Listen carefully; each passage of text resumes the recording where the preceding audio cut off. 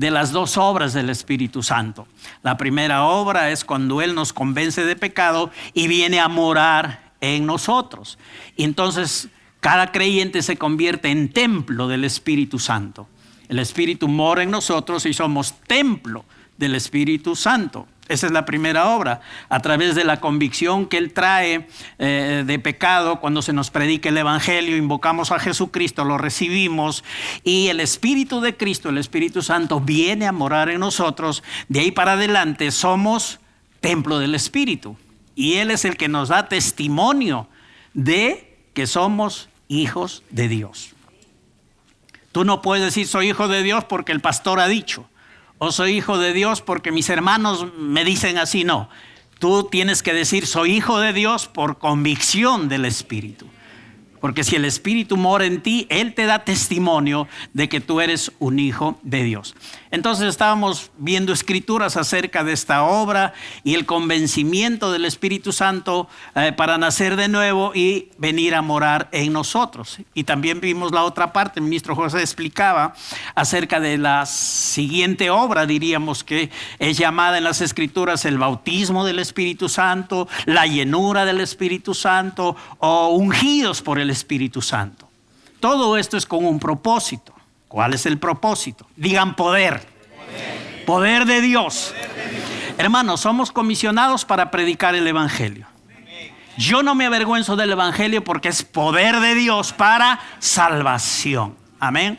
Entonces la predicación del Evangelio tiene que ser hecha con poder de Dios para que sea una predicación eficaz, que cumple el propósito del Padre, que trae resultados. Tiene que ser hecha no con nuestro cerebro, porque conocemos tal o cual cosa de la Biblia, sino hecha con el poder de Dios.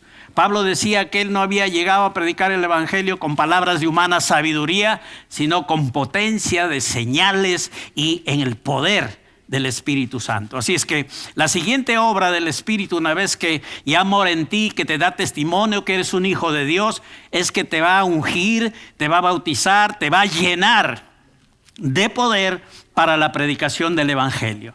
Jesús ya había soplado sobre sus discípulos para impartirles la vida espiritual. Sin embargo, luego les dijo que esperen la promesa del Padre, para que así pudieran ser testigos de Jesucristo en Jerusalén, en Judea, en Samaria y hasta lo último de la tierra. Entonces, para predicar el Evangelio con eficacia, pues necesitamos la unción, el bautismo o la llenura del Espíritu Santo. ¿Estamos de acuerdo? Sí. Todo esto nos explicó el ministro José con la sabiduría de Dios para comprender esta segunda obra del Espíritu Santo. Ahora, como personas, vamos a ver algo más del Espíritu Santo esta mañana, que ya les he prometido hace algún tiempo poder compartir. El Espíritu Santo es una persona, Él tiene sentimientos, Él también tiene emociones, que por supuesto no son carnales, porque Él no es carne, Él es espíritu. Entonces son diferentes a nuestros sentimientos. Esos sentimientos son santos, son perfectos, no tienen error en manifestación. Bueno, nosotros los seres humanos y a veces los cristianos en nuestro crecimiento todavía no maduramos en algunas áreas y tenemos sentimientos carnales, egoístas, cambiantes. ¿Les ha pasado o no? Nos dicen algo que no nos gusta, ofensa.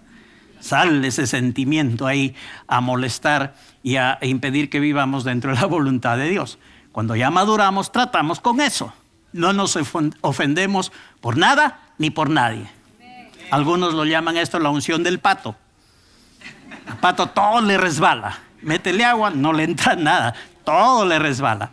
Entonces es importante que nosotros en ese sentido entendamos que el Espíritu Santo sí tiene sentimientos, pero no egoístas, ni carnales, ni cambiantes. Sin embargo, la palabra de Dios nos enseña que Él puede ser contristado o entristecido o apagado.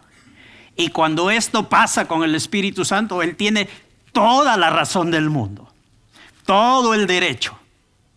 Si Él se siente contristado o entristecido, esto no es de su carne. Él no tiene carne. Esto es un sentimiento justo, es un sentimiento correcto, es un sentimiento que está respaldado de acuerdo a la palabra de Dios.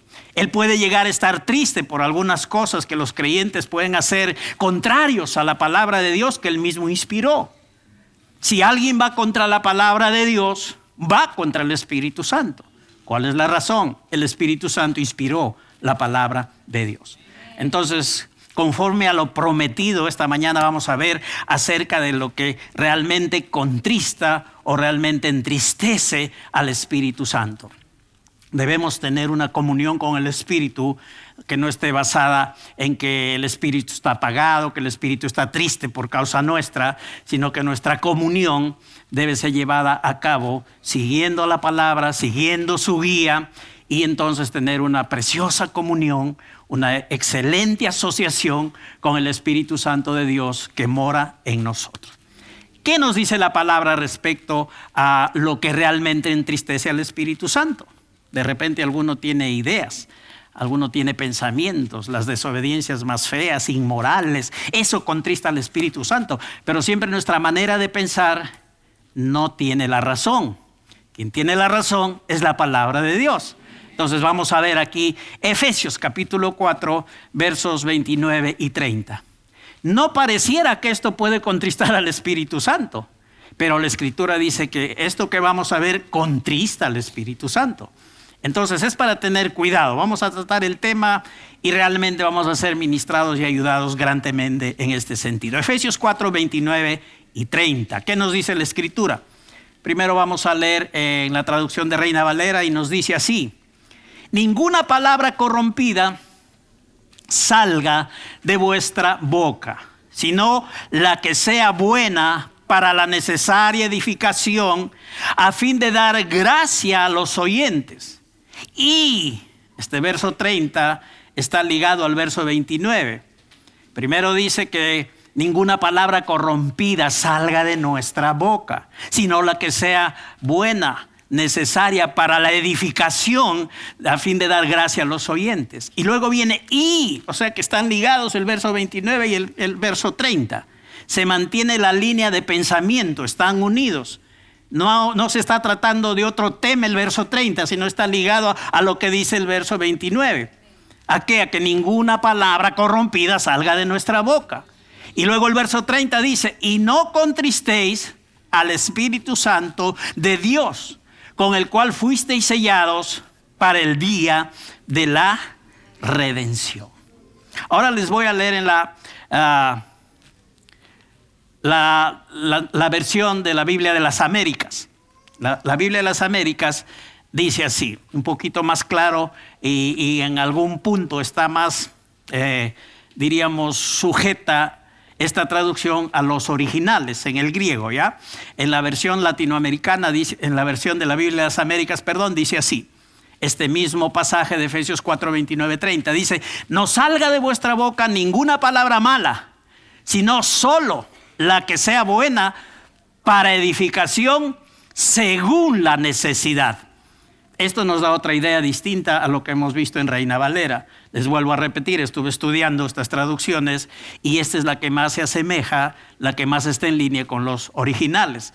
Entonces dice: no salga de vuestra boca ninguna palabra mala, sino solo la que sea buena para edificación según la necesidad del momento, para que imparta gracia a los que escuchan. Y no entristezcáis al Espíritu Santo de Dios, por el cual fuisteis sellados. ¿Para qué? Para el día de la redención.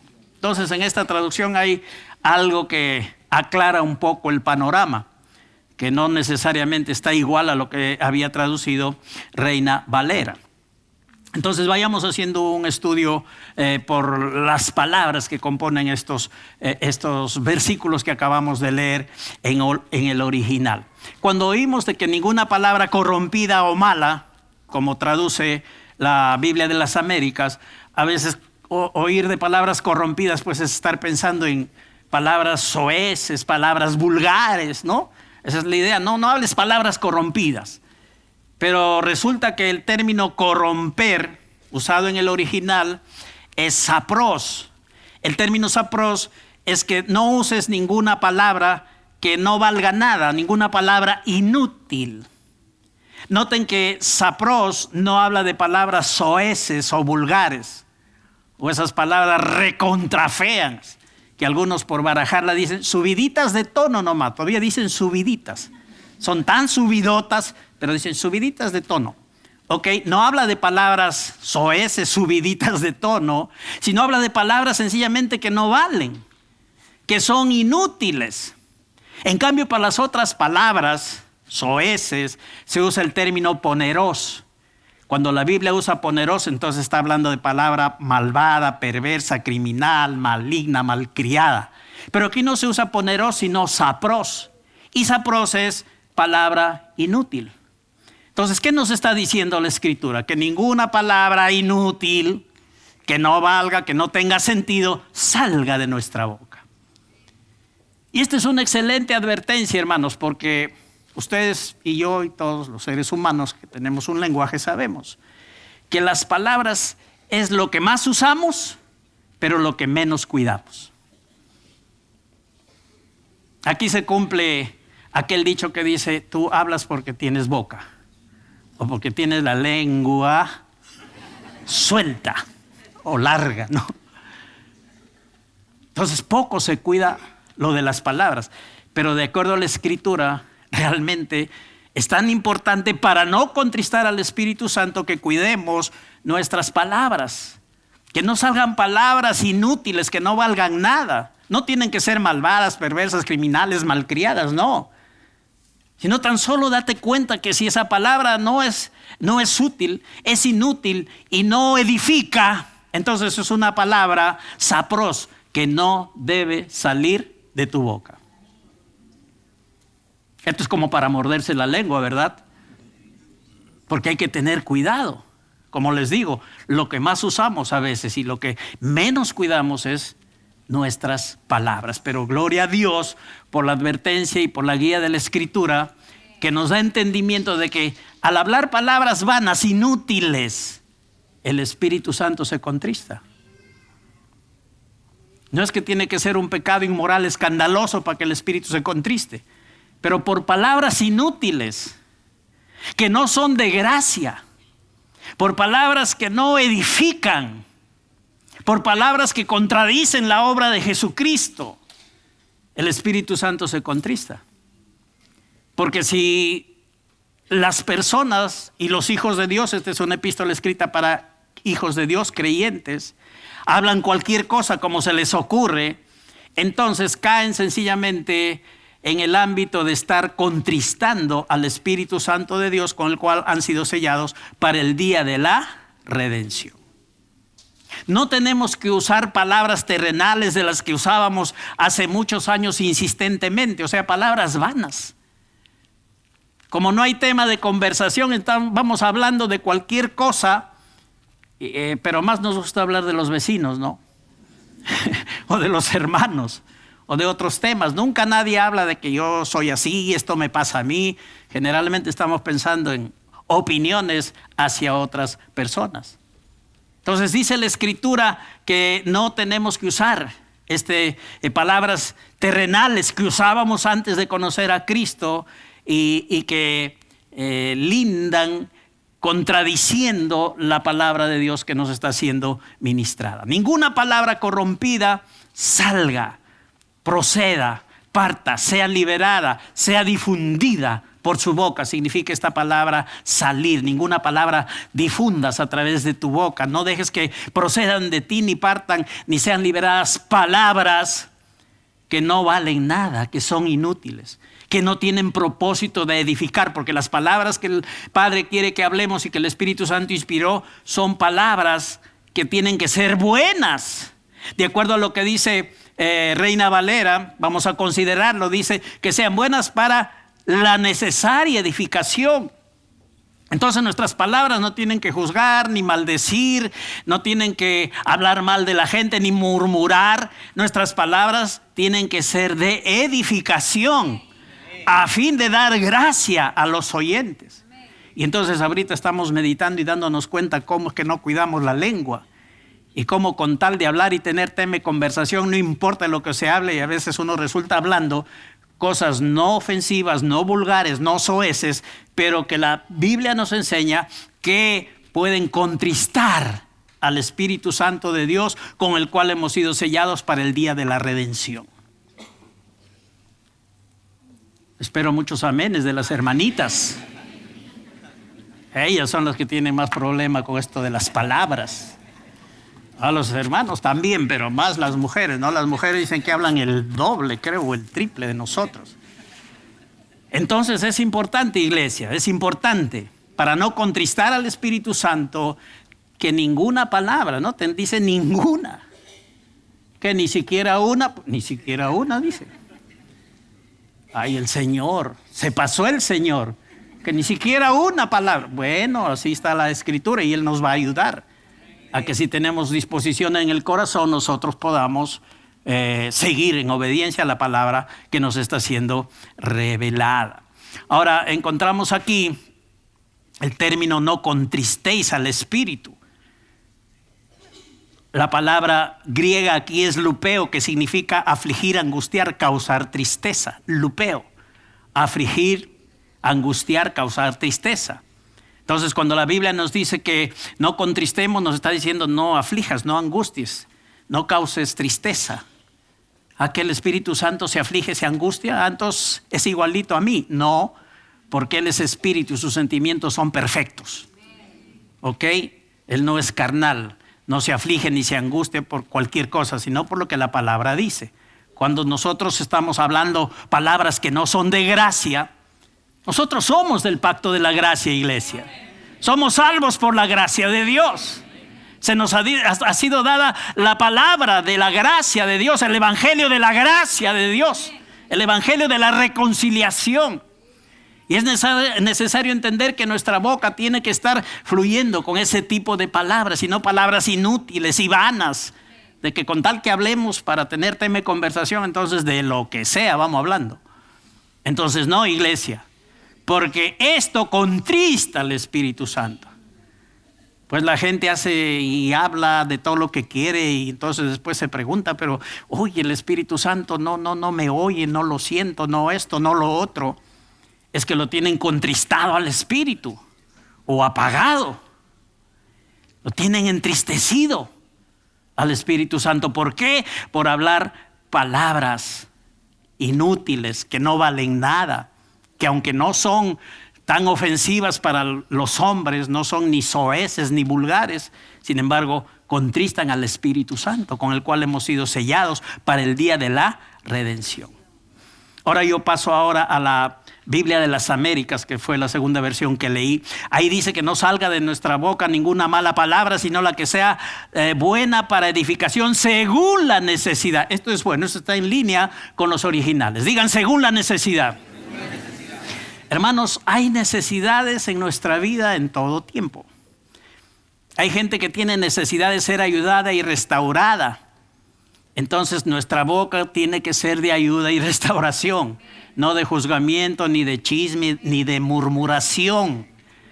A la gente que necesita porque ha fallado ser restaurada, hay que ayudarle. No hay que criticarle, no hay que juzgarle. A la gente hay que edificarle según la necesidad que esté pasando. Si alguien está enfermo, no me voy a ir a decirle palabras de, ay hermano, ya pues así ha sido tu destino. De repente Dios lo habrá querido. Entonces muérete que te llevaré flores cuando ya estés enterrado. Tenemos que edificar según la necesidad. Si hay un enfermito que hay que llevarle, palabras de vida, palabra de poder, palabra de sanidad. Ir, ministrar y ayudarle en esa necesidad que tiene. Dice que no salgan palabras vanas, sino las que son buenas según la necesidad. Jreía es J-R-I-A, la palabra que tiene que ver con lo que estoy hablando, con la necesidad. Jreía, J-R-E-I-A, que significa que hablemos según el asunto, según el caso que está sucediendo, según lo que falte, según lo que se necesite. Eso significa jreía, J-R-E-I-A. Entonces hay que hablar de acuerdo a lo que falta, al caso, a lo que se necesita. No hay que hablar palabras cualesquiera que están fuera de este orden. Entonces tenemos a Dios, nuestro Padre bueno, siendo obedecido al Espíritu Santo, alegre y contento porque estamos siguiendo la dirección que Él nos ha dado al inspirar las Escrituras. Necesitamos hablar conforme a la necesidad del momento. Palabras de vida, palabras de ayuda, de restauración, de poder, para que el Espíritu Santo no se entristezca. Palabras que impartan gracia a los que escuchan, conforme dice la Biblia de las Américas. Palabras que den gracia. De gracia hemos recibido, de gracia tenemos que dar. Imagínense algo que parece tan sencillo, pero si nosotros nos torcemos aquí en este asunto, el Espíritu Santo es contristado. ¿Cuántos creen lo que está escrito en la palabra de Dios? Dice, y no entristezcáis al Espíritu Santo de Dios, por el cual, dice en Reina Valera, por el Espíritu Santo de Dios, con el cual dice, fuiste sellados para el día de la redención. En el original lo que ha sido traducido con el cual fuisteis sellados, con esta palabra con en el original es en. Entonces hemos sido sellados en el Espíritu Santo, no con, porque la escritura original es en, que significa que esta es una proposición que denota una posición fija de lugar, de tiempo o de estado, que implica una relación de reposo. Este término en también significa algo interior, algo bajo. ¿Qué quiere decir en cuanto al Espíritu Santo? Que nosotros, así como decimos, estamos en el cuerpo de Cristo, pero en el cuerpo de Cristo, ¿quién está? El Espíritu de Cristo. Entonces nosotros estamos en el Espíritu Santo. Nos hemos metido en el interior del Espíritu Santo. Estamos sumergidos bajo el Espíritu Santo. Parece muy sencillo, pero hay una gran diferencia entre la traducción con el cual y la traducción en el cual fuisteis sellados para el día de la redención. Entonces, en el original es mejor seguir lo que nos imparte esta escritura y considerar lo que traduce la Biblia de las Américas, que estamos en el Espíritu sellados para el día de la redención. ¿Qué significa que estamos sellados en el Espíritu? Significa que estamos estampados, que somos la marca privada para estar seguros de nuestra salvación. Y por implicancia significa también guardar secreto, que estamos señalados, que estamos entregados para el día de la redención. Porque estamos en el Espíritu y hemos sido sellados por Él. Estamos señalados y estamos entregados ya para el día de la redención, iglesia. Ya estamos metidos ahí porque estamos sumergidos, metidos en el Espíritu Santo. Y una pequeña palabrita cambia todo el panorama, ¿se dan cuenta? Y dice la Escritura entonces que nosotros tenemos que hablar según la necesidad para que el Espíritu Santo no se contriste. ¿Y qué tenemos que hablar? No lo que se nos ocurre, lo que nos gusta, sino palabras de gracia que edifican, que ayudan al que nos oye. Entonces de esta manera no contristamos al Espíritu Santo, en el cual hemos sido sellados para el día de la redención.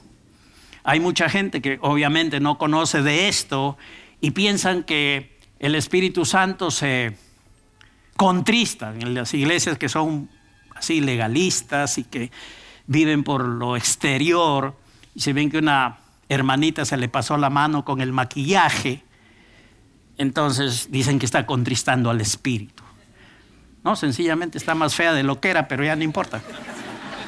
Pero no contrista al Espíritu, que a veces en vez de maquillarse y arreglarse medio que se desarreglan. Entonces prudencia. Y es importante que consideremos en este sentido que No cualquier cosa tampoco contrista al espíritu. Lo contrista lo que dice la palabra de Dios. Y la palabra dice que nuestras palabras inútiles, que no edifican, eso contrista al Espíritu Santo. Ay, pero ese hermanito está con un pelo largo, qué feo. Contrista al Espíritu. No, la palabra no dice que el pelo largo contrista al Espíritu, sino las malas palabras inútiles, que no edifican. Eso contrista al Espíritu Santo. Ay, pero ese hermano se ha cortado peladito, no me gusta. No te gusta, pues, ¿qué vamos a hacer? Pero no digas que esa cabeza pelada contrista al Espíritu Santo. Contrista al Espíritu lo que está escrito. Palabras inútiles, vanas, palabras que no edifican, estas son las que contristan al Espíritu Santo. Ahora, Dios es bueno, el Espíritu Santo también. No crean porque se contrista ya se enoja y carnalmente te abandona y se va. No, Él puede estar entristecido, aún apagado, pero cuando cambias tu actitud, Él vuelve a fluir en ti. Él vuelve a seguir cumpliendo el propósito. Él no nos abandona. Más importante que su sentimiento para el Espíritu Santo es que exalte a Cristo y cumpla el plan de Dios en tu vida. Que Él sea tu ayudador y el que te sigue guiando a toda la verdad. Y nosotros por experiencia sabemos que aunque a veces fallamos de tal o cual forma, el Espíritu Santo sigue fiel y sigue morando en nosotros. Porque seguimos teniendo testimonio de que somos hijos de Dios. ¿Quién produce esto? El Espíritu Santo. Pedro, sabemos de él, de este discípulo, apóstol también del Señor, él fue restaurado y edificado públicamente con palabras de gracia, porque en Efesios dice que hay que hablar palabras de gracia, no palabras inútiles, sino palabras de gracia, según la necesidad, que edifiquen, que ayuden al oyente. Entonces Pedro pasó por una gran necesidad. Yo no sé si alguna vez se pusieron a pensar y se pusieron en el pellejo de Pedro para saber cómo se sintió. ¿Qué pasó en él después que negó a Jesucristo?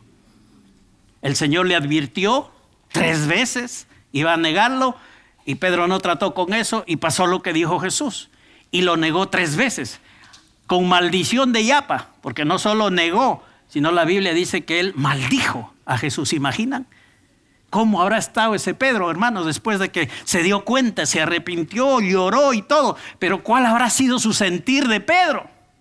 Entonces nosotros vemos en la Escritura que él fue restaurado y edificado públicamente con palabras de gracia, aunque negó 3 veces a Jesús. En los evangelios, tanto en Marcos como en Juan, se nos relata de que cuando Jesús resucitó, el día domingo de su resurrección, María Magdalena, María la madre de Jacobo y Salomé habían comprado especies aromáticas para ir a ungir el cuerpo muerto de Jesús. Era la costumbre de los judíos. Pero cuando entraron al sepulcro, vieron a un hombre sentado al lado derecho del sepulcro, cubierto de una larga ropa blanca. Y ellas se espantaron. Y este joven les dijo, no se asusten, buscan a Jesús el Nazareno, al que fue crucificado. Y él les dice, ha resucitado. Ya no está en la tumba, ha resucitado, no está aquí. Miren el lugar en donde le pusieron, pero id, decid a sus discípulos y a Pedro, especialmente se menciona a Pedro. ¿Por qué? Porque Dios con palabras de gracia, Jesús con palabras de gracia quería edificar la vida de Pedro y volverla a su propósito. Por eso es que menciona a Pedro de una manera específica. Pedro fue el que le negó 3 veces y lo maldijo. Los demás arrancaron nomás, se quitaron, lo abandonaron, pero Pedrito maldijo, negó 3 veces al Señor Jesús. Entonces Pedro obviamente necesitaba edificación, necesitaba palabras de gracia, no necesitaba reprensión, condenación, ni exhortación siquiera. Lo que necesitaba Pedro era palabras de gracia para ser restaurado y volver al propósito de Dios. Qué bueno es el Señor que nos da oportunidades. Entonces, cuando Jesús ya había resucitado, él ya se había aparecido a Pedro en una oportunidad, pero la Biblia no muestra qué trataron, de qué hablaron, no. Después se apareció a los 12, después a más de 500, después apareció a Jacobo, y el apóstol Pablo dice, a mí, al último que sé, apareció el Señor Jesús, después de resucitado. Y cuando vamos al libro de Juan, en el capítulo 21, versos del 15 al 19, vamos a encontrar algo interesante. Juan 21, 15 al 19. Ahora Jesús se va a manifestar de nuevo delante de los discípulos, ya una vez resucitado, en un lugar que es el mar de Tiberias, donde están Pedro y Tomás con otros dos ahí formando un grupito, pero también están el resto de los discípulos. Ahora, en esta situación, en este contexto, Juan 21, 15 al 19 dice, cuando hubieron comido, Jesús dijo a Simón Pedro, Simón, hijo de Jonás, ¿me amas más que estos? Le respondió, sí, Señor, tú sabes que te amo. Él le dijo, apacienta mis corderos. Volvió a decirle la segunda vez, Simón, hijo de Jonás, ¿me amas? Pedro le respondió, sí, Señor, tú sabes que te amo. Le dijo, pastorea mis ovejas. Le dijo la tercera vez, Simón, hijo de Jonás, ¿me amas? Pedro se entristeció de que le dijese la tercera vez, ¿me amas? Y le respondió, Señor, tú lo sabes todo, tú sabes que te amo. Jesús le dijo, apacienta mis ovejas. Entonces miren, aquí está el trato de gracia que Jesús tuvo con Pedro. Pedro necesitaba restauración, sí. Necesitaba edificación, sí. Necesitaba palabras de gracia, sí. ¿Quién se las dio? El Señor Jesús. Y por eso la Biblia nos dice a nosotros que somos el cuerpo de Cristo, que nuestras palabras tienen que ser palabras de gracia, que edifiquen al oyente para no contristar al Espíritu Santo, en el cual hemos sido sellados para el día de la redención. Interesante en los significados de las palabras de esta conversación entre Jesús y Pedro. Fue una restauración pública, fue una edificación pública ahora delante de todos los discípulos. Entonces, en primera instancia Jesús le dice, Pedro, ¿me amas más que estos? Y Pedro le dice, tú sabes que te amo. Pero Jesús le hablaba del amor incondicional, del amor agapao. Pero Pedrito le responde, sí, Señor, tú sabes que fileo, tú sabes que te amo, con el amor de amigo, con el amor del sentimiento, con el amor afectivo. Pero Jesús le estaba preguntando, ¿me amas con agapao, con el amor incondicional? Entonces Pedro ya no quiso meter la pata otra vez, porque ya la había metido cuando dijo, Señor, si estos te abandonan, yo me voy contigo. Después resulta negándolo y maldiciéndolo. Entonces ya no quiso fallarle al Señor. Entonces mejor Jesús le decía, ¿me agapao? Él le dijo, sí, Señor, te fileo. Por ahí voy, por ahí puedo. Fileo sí cumplo. Agapao, never. No puedo. Voy a fallar. Mejor me piso en tierra y voy hasta donde realmente puedo llegar. Por segunda vez Jesús le dice, Pedro, ¿tú me amas? Y aquí otra vez el Señor Jesús le dice, ¿me agapao? Y Pedro le vuelve a responder, tú sabes que te fileo, Señor. Ni la segunda se arriesgó a decir, yo te agapao también, Señor. Sí te fileo, sí tengo un amor afectivo, un amor sentimental y emotivo por ti. Pero Jesús le estaba hablando del amor incondicional, del amor perfecto. Entonces, felizmente, Pedro se mantuvo en la convicción de lo que él sabía que tenía hacia el Señor Jesús. Y entonces, para la tercera vez, el Señor Jesús, viendo que ya Pedro estaba siendo tratado con su gracia, porque Jesús ni lo condenó, ni lo exhortó, ni lo trató mal, solamente le hizo unas preguntas. Entonces, la tercera vez, el Señor Jesús le dice, Simón, hijo de Jonás, ¿me fileo? Se bajó el Señor al nivel de Pedro. Ya no le dijo, ¿me agapao? Ya no. Entonces se puso al nivel de Pedro, con palabras de gracia, con palabras que le iban a edificar a Pedro. Entonces Pedro le dijo, Señor, tú sabes todo, tú sabes que te fileo. Entonces Jesús le dice, apacienta mis ovejas. Entonces, ¿qué vemos aquí, hermanos? Que Pedro recibió restauración, edificación, no con condenación ni con palabras rudas y duras, a pesar de el tremendo problema que él ocasionó negando a Jesús para su propia vida y maldiciéndolo. Porque eso no fue cosa ligera. ¿Qué piensan ustedes? Negar y encima maldecir. Pero eso lo hizo por miedo, pues. Porque seguro que lo prendían, lo llevaban y ahí mismo lo ejecutaban sin cumplir el plan de Dios. Claro, después también lo ejecutaron, pero ya estaba bajo la palabra de la gracia. Ya no le dolió. ¿Por qué? Porque ya Jesús lo había restaurado y edificado con palabras de la gracia de Dios. ¿Qué contrista al Espíritu Santo, iglesia? Las palabras inútiles, las palabras que no edifican, las palabras que en un momento de necesidad se ponen del lado natural y de la carne y no que ayudan realmente a la persona a ser edificada y poder disfrutar del propósito del Padre bueno que todos tenemos. Entonces aquí vemos cómo Pedro fue restaurado. Luego de este precioso episodio de restauración y edificación de la vida de Pedro, entonces vemos que lo que realmente contrista al Espíritu Santo es cualquier palabra que salga de tu boca que no sea en favor inmerecido, que no sea una palabra de gracia para el oyente. Si dices a un hermano porque ha fallado, ya porque pecó y a tus ojos su pecado es escandaloso, y es un hermano que o hermana que de toda la vida lo has conocido de buen testimonio, pero que por X razón falló, y por esa falla le dices que es hijo del diablo, que es sucio o sucia, esto contrista al Espíritu Santo. Porque a veces por una falla se lo agarra y se lo barre al que ha fallado. Y ahí se cumple lo que se dice, que todos hacen leña del árbol caído. En la iglesia no tiene que ser así. En la iglesia hay que restaurar, digan restaurar.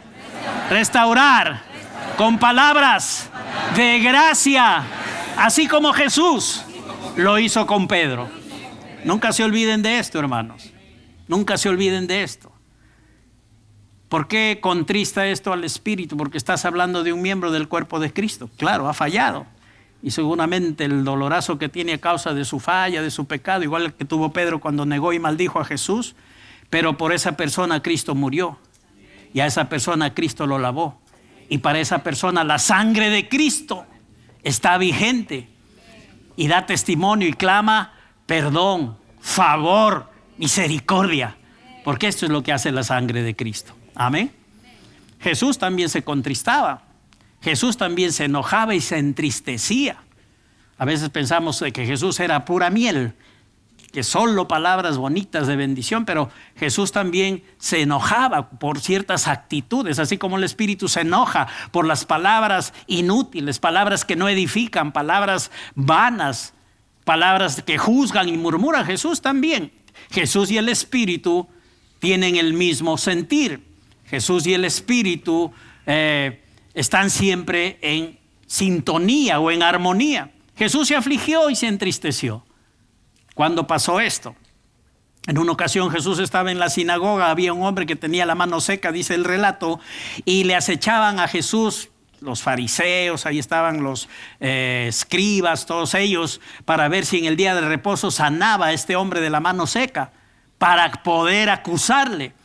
Entonces Jesús le dijo al hombre que tenía la mano seca, levántate y ponte en medio. Y les dijo, ¿es lícito en los días de reposo hacer bien o hacer mal? ¿Salvar la vida o quitarla? Pero ellos callaban. Entonces mirándolos alrededor, conociendo lo que había en su corazón de ellos, con enojo, entristecido por la dureza de sus corazones, dijo al hombre, extiende tu mano, y él extendió y la mano le fue restaurada, sana. ¿Qué contristó, qué entristece, qué aflige al Señor Jesús? Esta actitud de falta de misericordia, esta actitud de que no me importa la necesidad de la persona y más me importa mi propia opinión, o en este caso de los fariseos, su religiosidad. Eso trajo tristeza. Eso contristó al Señor Jesús. Él dice que se enojó y estaba entristecido. ¿Por qué razón? por la dureza de sus corazones. Esta gente tenía una actitud terrible, religiosos, legalistas, sin misericordias, esclavos de sus propios pensamientos y opiniones. Jesús les dijo: las prostitutas y los recaudadores entrarán al reino antes que ustedes. Y ellos que se creían la divina pomada, como dicen, ellos que se creían lo máximo en términos de Dios y espiritual. Y ellos no tenían misericordia. Le importaba más su día sábado, su religiosidad respecto al día, que la necesidad de un hombre que estaba ahí con la mano seca, que necesitaba restauración. ¿Qué hizo Jesús? Le dio palabra de gracia. No lo juzgó ni le dijo: ¿sabes qué? Estás con la mano seca por causa de tal y cual pecado, y si no cambias pronto se te seca la otra. No le dijo así. Sencillamente le trató con palabras de gracia. ¿Qué le dijo? Levántate, ponte en medio, y extendió él su mano y restauró la mano seca de este hombre. Hay pecados manifiestos a veces de inmoralidad que son más fáciles de tratar para Dios que aquellos basados en la superioridad moral de los fariseos. Estos fariseos eran unos bandidazos, se creían lo mejor de lo mejor en cuanto a Dios, se creían los dueños de la verdad y de la vida correcta, pero eran unos fariseos que de boca honraban al Señor, pero su corazón estaba lejos de Dios. Y Jesús trató con ellos de una manera directa. Ellos tenían superioridad moral, pero la superioridad moral fue el primer pecado ahí en el huerto del Edén, cuando el diablo le dijo a la mujer que si quiere ser más que Dios. Alimentó el orgullo. Ahí no hubo ni adulterio, ni mentira, ni asesinato, sino superioridad moral. Y ese fue el pecado que trajo abajo a todos los seres humanos, porque a raíz de eso ya se heredó el pecado adámico. Y los fariseos tenían esta superioridad moral. No eran capaces de tener palabras de misericordia. No eran capaces de edificar al que estaba en necesidad ahí con la mano seca. No eran capaces de ayudar al necesitado con palabras que edifiquen. Más les importaba su día sábado. Pero Jesús les enseñó. Él se enojó, tuvo una pasión violenta, justificable. Él tuvo ira. También Jesús se afligió, hondamente contristado por la dureza del corazón de esta gente. Eso fue lo que produjo en Jesús profunda tristeza, un corazón duro que adolece de gracia. Estos fariseos no podían responder a la gracia de Dios. Todos los que le recibieron a Jesús y fueron bendecidos eran gente que pudo haber sido pecadora, pero se abrió a la gracia de Dios. En cambio, los fariseos se cerraron y no recibieron la gracia de Dios. Ellos tenían un corazón duro, encallecido, que de acuerdo al significado de la palabra denota estupidez o necedad. Es decir, eran unos necios estúpidos en su forma de actuar. Ellos se creían lo máximo, pero para Dios necios y estúpidos, porque no recibían la gracia de Dios. ¿Cuántos necios? No voy a preguntar eso. ¿Cuántos han recibido la gracia de Dios? ¡Sí! Aleluya. Todo lo que somos y tenemos es por la gracia de nuestro Dios. Vamos a ir terminando. Igual a lo que pasó con la actitud de los fariseos que causó enojo a Jesús y lo entristeció profundamente, también cuando no obramos con gracia, iglesia y misericordia, esto contrista o entristece al Espíritu Santo. Gracia es decir las cosas que la gente no se merece. Si actuó mal, gracia no es recalcar su error. Gracia es restaurarle, hablarle del amor de Dios, del perdón, devolverlo al plan de Dios.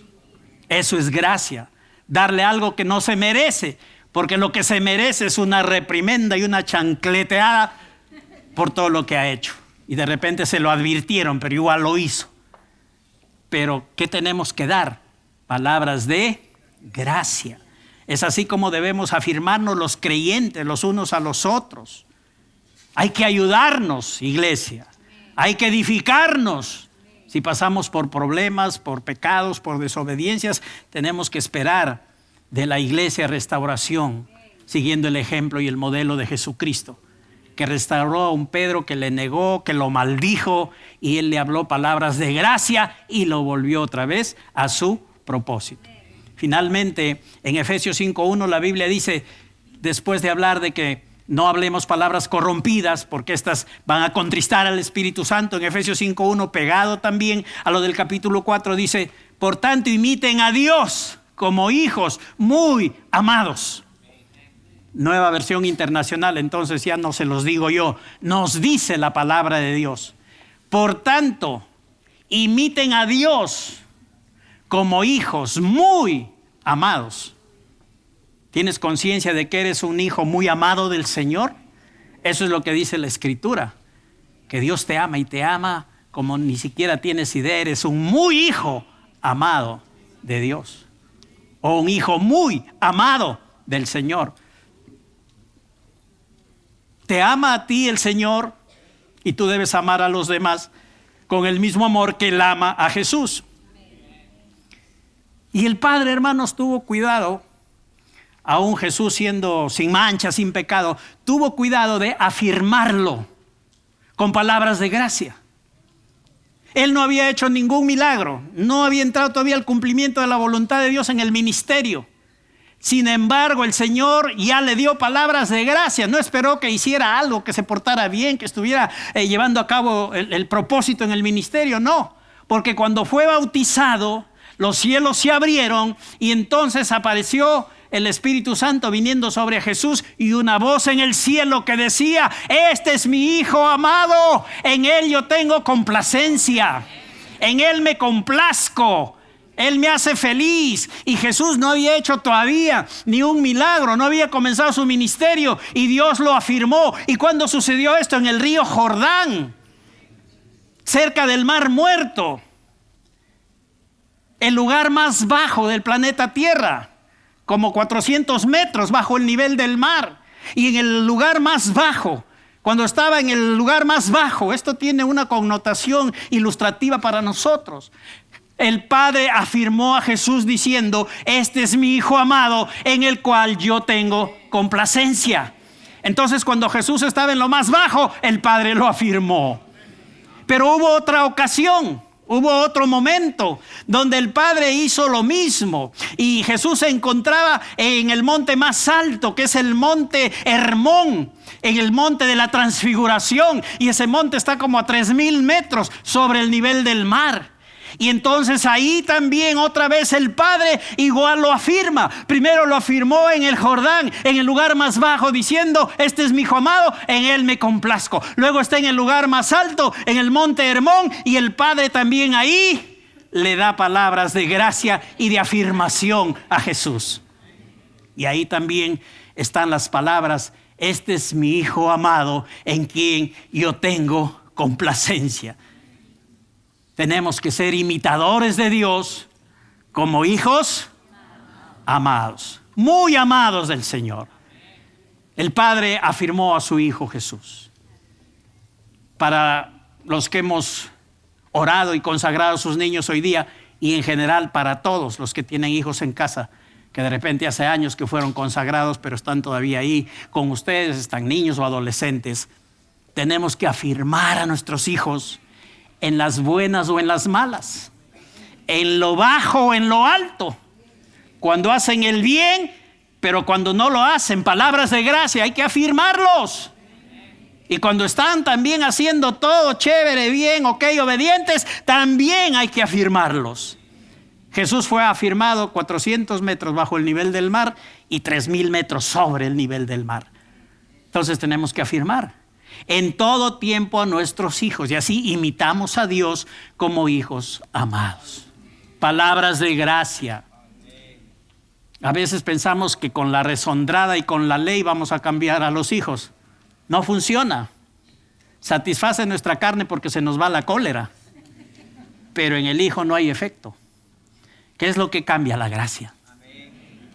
La afirmación de la gracia, palabras que edifican. Hay palabras de exhortación que están dentro de esto, porque también la Biblia nos manda eso. Pero el final de la historia tiene que ser edificación a la vida de nuestros oyentes.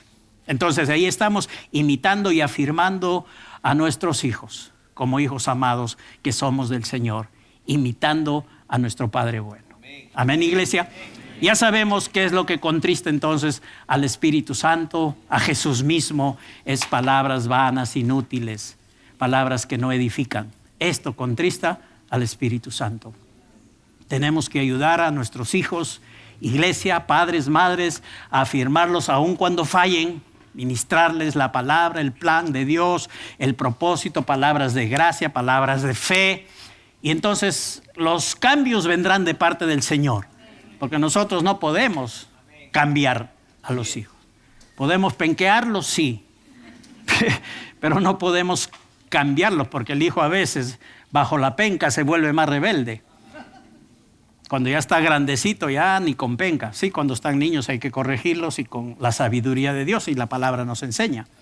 Pero hermanos, palabras que tienen que ser infaltables sobre nuestros hijos en cualquier tiempo, abajo o arriba, son palabras de gracia, que los edifiquen y que los vuelvan al propósito de Dios. Amén, iglesia. Gloria a Dios. ¿Están felices esta mañana? ¿Agradecidos a Dios? ¿Listos para contristar al Espíritu? Ya muy bien, están atentos, gracias. Ya saben que nuestras palabras tienen que ser las correctas. Amén, iglesia. Padre, te agradecemos en el precioso nombre de Jesús.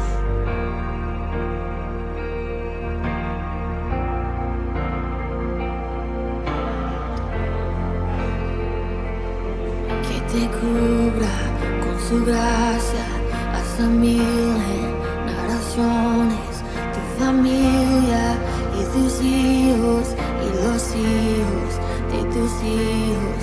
Que te cubra con su gracia hasta 1000 generaciones, tu familia y tus hijos y los hijos de tus hijos.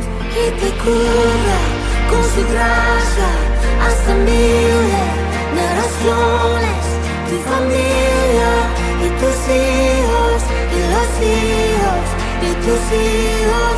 Que te cubra con su gracia hasta 1000 generaciones, tu familia y tus hijos y los hijos de tus hijos. Su presencia te acompañe donde quiera que tú vayas, que te lleve.